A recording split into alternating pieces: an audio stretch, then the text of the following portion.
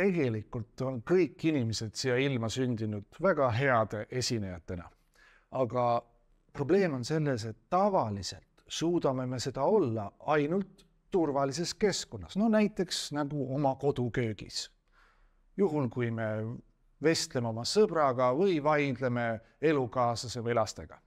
Miks ma nii väidan? Sest sellisel hetkel me kasutame kõiki endale looduse poolt kaasa antud väljendusvahendeid. Meie kehakeel on väljendusrikas, pilk, selge, tekst, väga dünaamiline ja elav. Ja vaadake, midagi juhtub meiega, kui me astume võõraste inimeste ette. Olgu selleks direktorite nõukogu, meie oma meeskond või linnaväljaku täis rahvast. Ma suisa väidaks, et me kaotame enamuse endale looduse poolt kaasa antud väljendusvahenditest.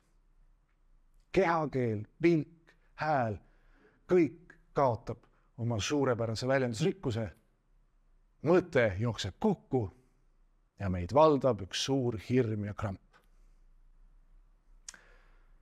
Kas tuleb tuttav ette?